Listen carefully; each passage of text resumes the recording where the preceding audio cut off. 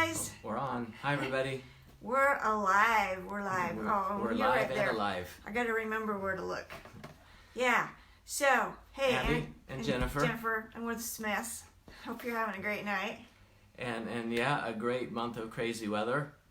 Here in Logan, Utah, anyway, it's been pretty crazy. We woke up Thanksgiving morning with about 18 inches of snow, and I kind of measured it on my leg, so I know it was about 18 inches. Pretty accurate measurement. And if this current weather trend keeps up, like the rain we've been getting, by Christmas, we're not going to have any snow for your snowman or whatever winter sports you do. Like snowman is a winter sport, right? So anyway, we might end up with not enough snow for a snowman. So, speaking of snowman, what in the world does a snowman have to do with healthy relationships? And thank you for the love, for all the hearts. It's like fireworks. Woo! So I want to tell you a story about this little snowman. See that little guy? He's a watercolor snowman. The first one that I ever did, right? I started learning watercolor about 7 months ago. And I followed a tutorial online to make this little snowman. And when I finished, I thought, oh, it just doesn't look as good as the woman, the professional artist who did the tutorial. I'm like, it doesn't look too good, right? And it started kind of growing on me a little bit. I thought, well, it has a sweet face. And I decided to share this little guy on my Facebook page. And lo and behold, out of the entire year of 2019, he got the most love and likes and comments. I believe we're up to about 150 little likes and loves, So I was amazed. And I thought, wow, here I am thinking that he's so imperfect, that he's just not good enough, that I'm not good enough, right? And I had compared myself to this other artist, Snowman. And it made me get to thinking about life. And in life, do we feel like we're failing or we're not good enough because we're comparing, oops, he fell away. We're comparing our work, our talents, our skills to other people. So when it comes to like the marriage relationship, because that's what we love talking about, do you sometimes feel like your marriage is failing because you have these expectations up here and maybe feel like it should be a little more perfect? Or you look at somebody else's marriage and think, oh, boy, my marriage is really failing. It's just crappy, right? Because they just look like they're having this most perfect marriage. But what I learned from my little snowman was, showing you the right side, yes, was to appreciate the good things that were there. And obviously my friends and some of my family appreciated it. But just the cute face that he has and the little buttons down his belly, not his belly button, but maybe his belly button, probably that middle one. One of those must be. His belly button. But to learn to appreciate all the good, amazing things that we do and in our marriage relationship or other relationships, to see the good and maybe not compare so much, be more appreciative. So what I see, she kind of mentioned it, but one of the biggest problems with comparing, and this shows up in relationships, but it's really just about anything, but it creates, 98% of the time, it's just going to create negative emotions, right? You're going to make those comparisons and you're going to feel inadequate, discouraged, frustrated, or on the flip side, maybe you're making those comparisons saying, hey, I am pretty good. Compared to them, I am pretty good. Then you get drawn into, these are also negative emotions, but a little pride and arrogant.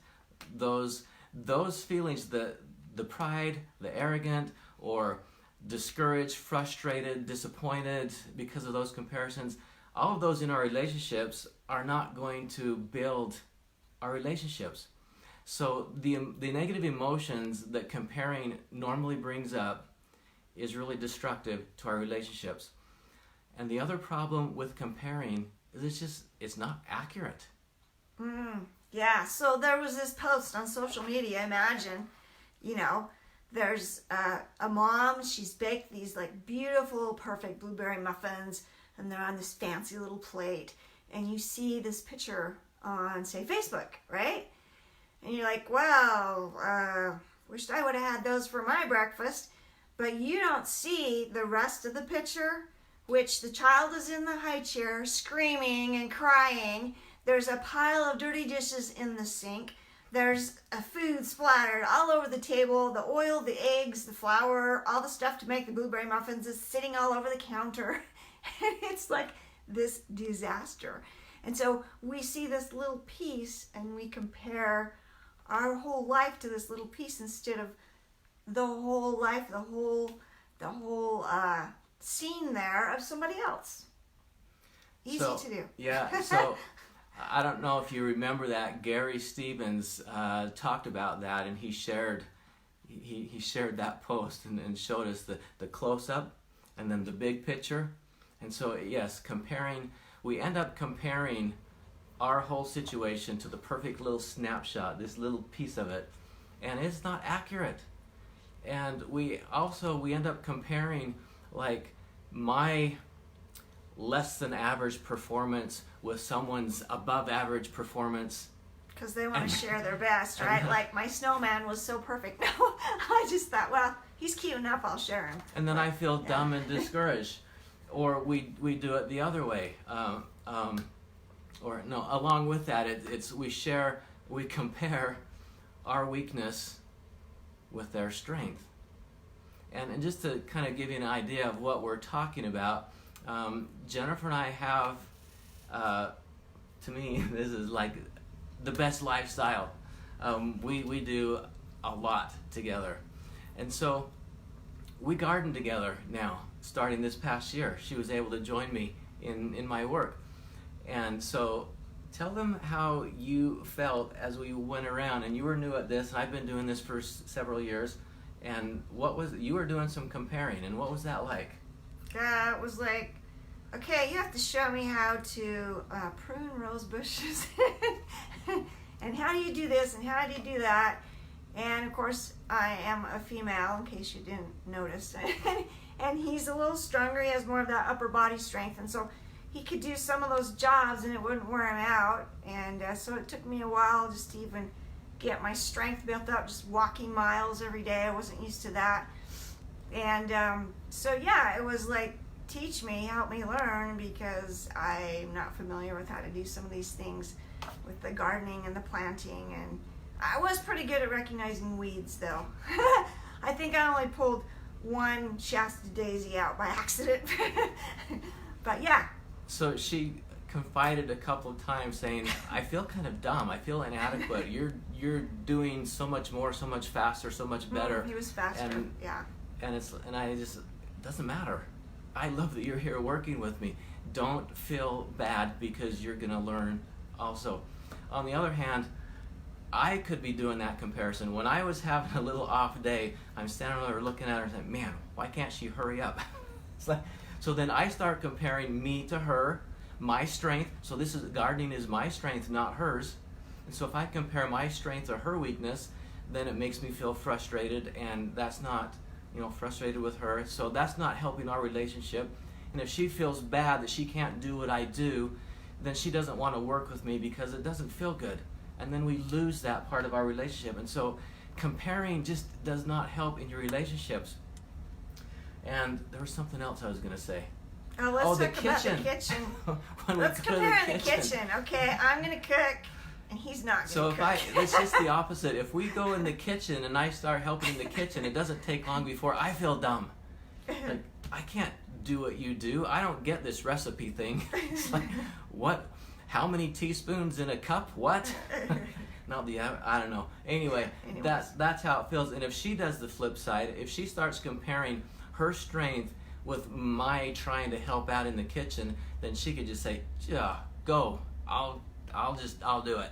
And then there again, judgments start to form. And I lose my help. And it peel the carrots, you can do that. So those are simple examples. You can think of plenty in your own life, but comparing 98% of the time is just going to cause small, gradually deteriorate in your relationship. So, the tip is, are we ready for the tip? The tip? Yeah, we're ready. What was it? Well, the tip is if you compare, if you must compare, and because you, first of all, don't compare. right, If you that's can the just best. quit doing that. Don't compare. But like there's a scripture that says, don't judge, but if you must judge, judge righteously. And so the tip for comparing is don't do it, but if you must, compare wisely. And so here's how I would recommend that you compare wisely. If you are looking at other people and their situations because you need an example and a role model, then you can make that comparison and say, I need that to look to because I can be that. Then you feel excited and motivated to get there, and you have nothing but honor and respect for them because they are your role model, and that whole comparing is edifying for you. What was the other part? Compare where you are. Here's how to be wise in your comparing. Compare where you are now, your life, your situation, to what it can be in the future. Aspire to be, right? Compare where you are now to what you potentially are going to reach in the future. That is a good comparison because then you believe this is where I'm going to be. You can be committed to that. You can be excited to get there. And that kind of comparison is also inspiring and edifying, and it can help build relationships. So in your family, what does a perfect family look like? What does a perfect snowman look like? What does a perfect marriage look like? The perfect family for you, the perfect marriage for you, is the one that has just enough challenges and trials to grow you as an individual and to unite you as a couple and strengthen you as a unit. That's what a perfect marriage and a perfect family looks like. Not that there's absence of trials and challenges. You need just enough in there to move you to a higher level. So, don't compare, but if you must, compare wisely.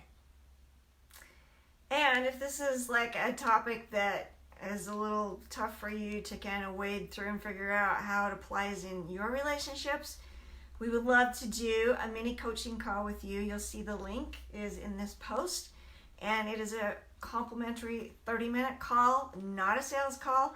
You'll get some real live coaching and some tips to help you move forward and strengthen your relationships, because that's what we're all about, especially marriages. We know that strong marriages will make strong families and strong communities and a strong nation, right? So we hope that you liked our silly stories, and please share this video and like and love and comment, and maybe even tell us, hey, what would you like to learn about in relationships? Oh, that would be good. Give us us out. some topics. What do you want to hear about? Because we do a video every week, guys. So it's like, oh, what are we going to talk about this week? So if you have some ideas, hey, that would be awesome.